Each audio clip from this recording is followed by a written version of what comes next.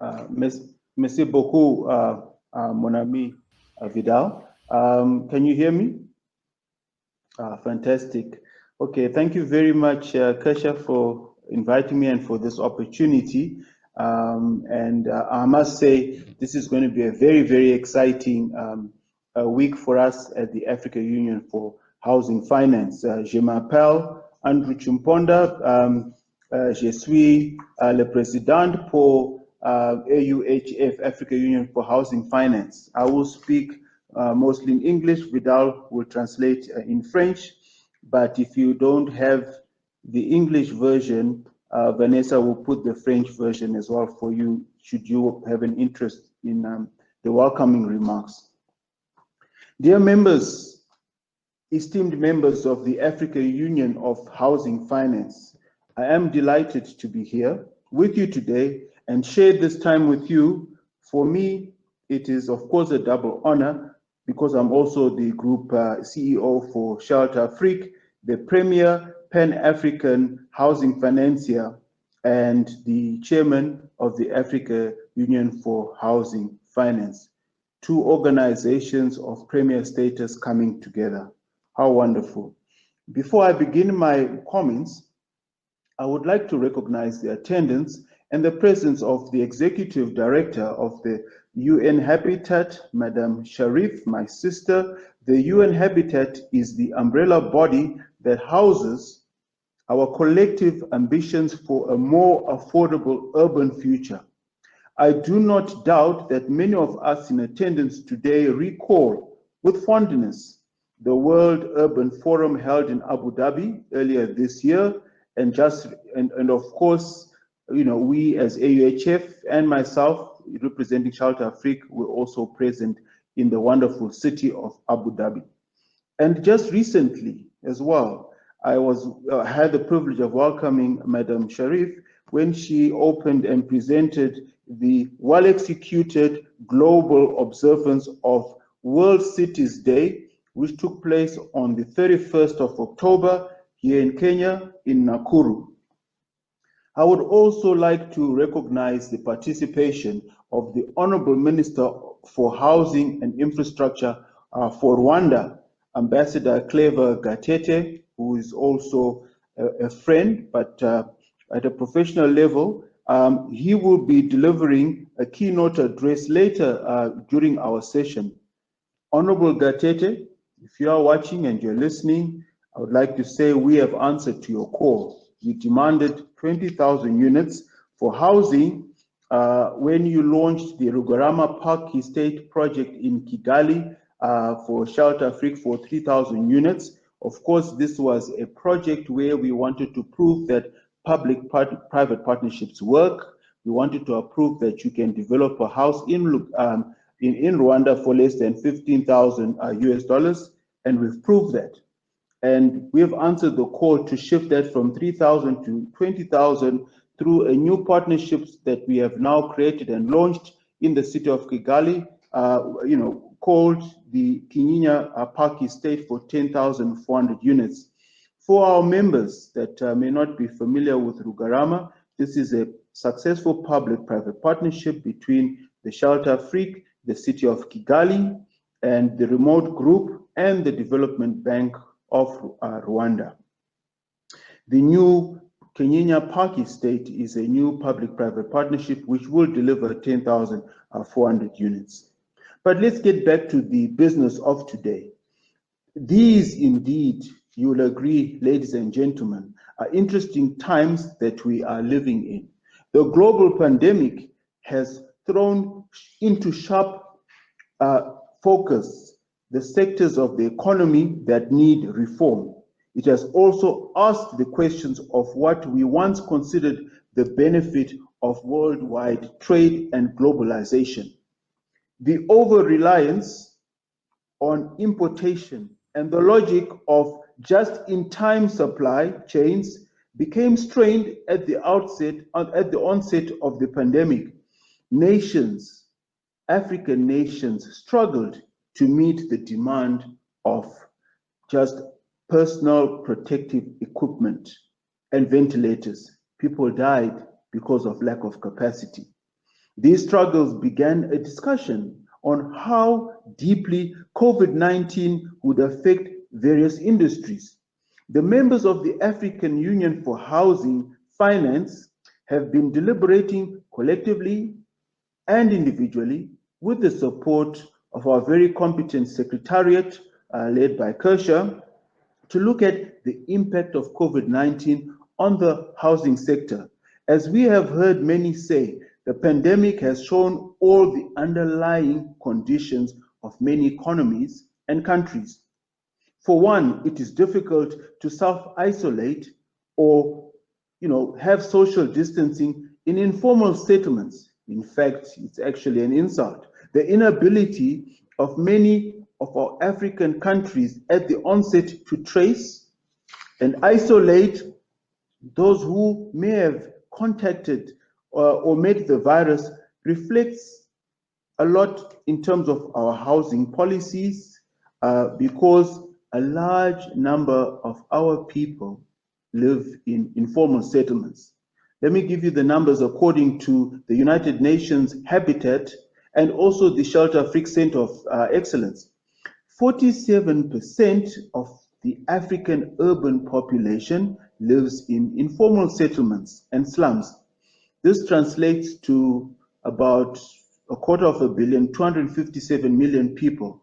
Additionally, according to the same report, just imagine 57% of those urban dwellers have access to basic sanitation and amenities. What does that mean? That means over 100 million of our brothers and sisters do not have access to decent sanitation and amenities. This gap, ladies and gentlemen, has been exacerbated by the spread of the virus.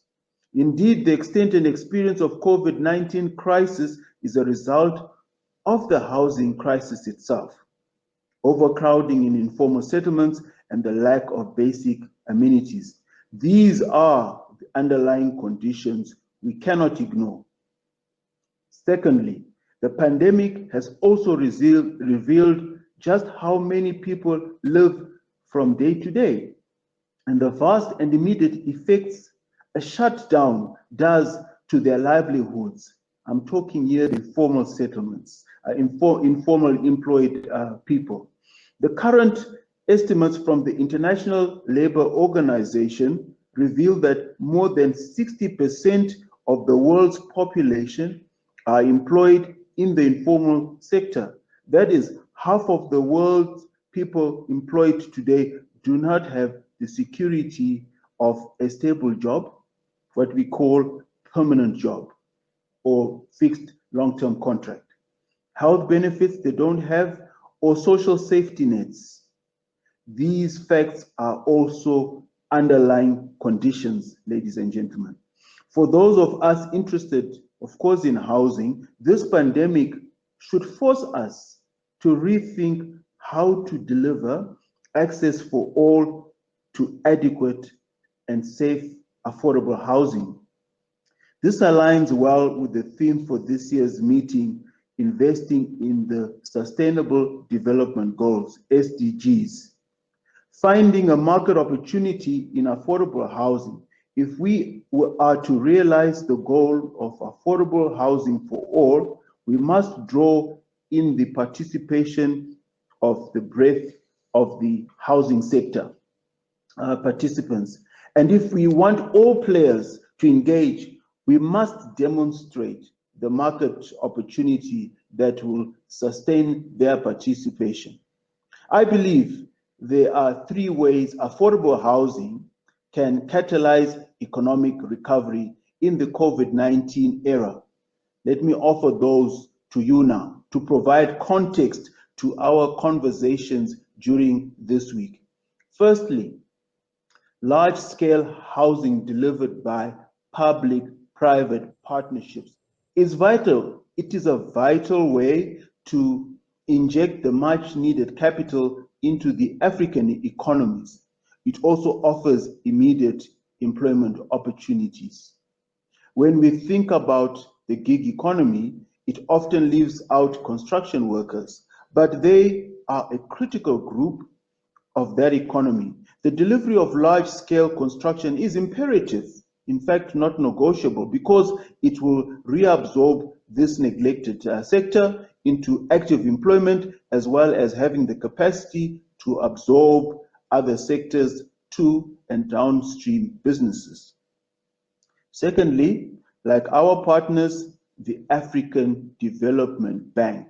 Not only are they partners in this conference, but their largest shareholder for Shelter Freak. The African Development Bank are today ably represented by Emmanuel Diarra, the manager for Capital Markets Division, a very critical division because the panacea for the raising of local capital within the African economies where you don't have the issues of foreign exchange exposures are actually resolved through his department, the raising of bonds in the Nigerian market, the French market, or even the East African market. So Mr. Diarra, Emmanuel, is a very, very important person to resolving this issue of capital investment in the housing sector. We believe industrialization is critical to the long-term economic prosperity and, in this case, the revival of the African economies. The contribution of Africa's manufacturing sector to the continent's gross domestic product has remained, as you know, at 11% over the last few years, from a high of 12% in the 1980s, according to the United Nations Economic Commission for Africa, UNECA. The pandemic should inspire creative thinking, the reinvention of supply chains for the construction within Africa. A post-COVID economy will feature more significant trade within Africa. The buzzword is self-sustainability, especially as the African Continental Free Trade Agreement, which was ACFTA, comes into effect. It was impacted by the closing of borders naturally. This development can make up the shortfall expected in African businesses with the rest of the world. Lastly, as I come to conclude, the pandemic has inadvertently created an impetus for a review of housing policy on the continent. The limits of social distancing were in full effect in the developing world, where the average size of a household is between 6 to 8 people per household. So now, we have 5 days ahead of us, ladies and gentlemen, members and professionals and stakeholders within the built environment and housing industry. These 5 days that we have gives us an opportunity to deliberate on these very critical issues of paramount importance. I would like to take this opportunity to again, as our Secretariat through Kirsch has thanked our sponsors, our lead sponsor, the African Development Bank. We really appreciate their support through their president, President Adesina. Our stream sponsor, the CDC, our green building sponsor, IFCH, and our industry sponsors. iBuild, Lou, who's also a friend, who also sponsored iBuild Global, Ilima Digital Foundry, Land Afrique, and Real, the people that are really building houses that we are calling affordable per definition. Your support has made this event possible. Merci beaucoup, mes amis. Thank you very much. Asante sana. I would like to thank my colleagues, my fellow board members of the African Union for Housing Finance, and the 44 members of the African Union for Housing Finance. To those of you who are not yet members, as Kirsch has mentioned, your membership can happen today. In fact, as chairman, I will urge you to become members at this very critical time. We are an industry body with a clear mission to support our members through networking and investment support, information collection and dissemination, lobbying, advocacy, and capacity building and training.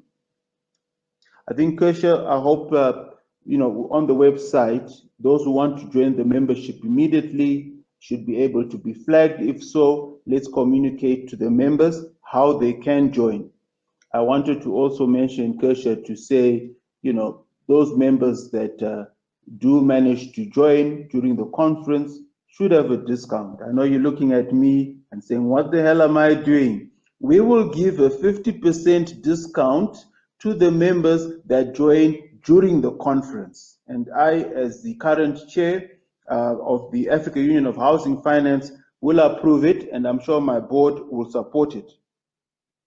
I would like to thank the Secretariat, led by the very capable Captain Kersha Rust, who I know very well, who's very passionate about affordable housing through Africa. Kersha, thank you for a job well done, and thank you to your team, Alison, Vanessa, Kuda, and of course Olivia right now, Vidal. Thank you for the fantastic work that you are doing to make today this day possible.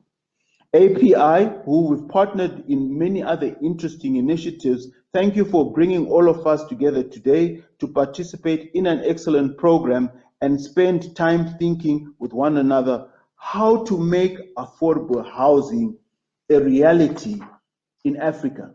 When we are blessed with these skills and talents, we've gone to the best universities.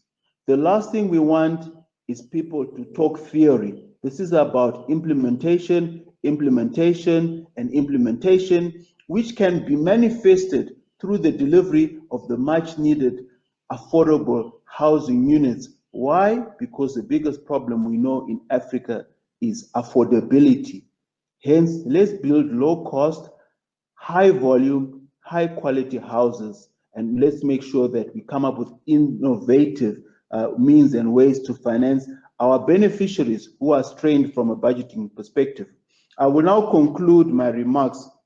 Let me speak to the vision driving the African Union for Housing Finance. It is our collective and deep-seated intention to realize an enabled and productive housing finance sector across Africa, where governments and the private sector work together harmoniously to develop and maintain efficient and effective housing markets and access to adequate and affordable housing for all. I hope that this vision will be at the center of all our discussions and deliberations over the next few days this week. I thank you once again for your participation and continued commitment to the spirit and the objective of this union. Kersha, thank you for this opportunity. I hand over to you as Secretary. Thank you.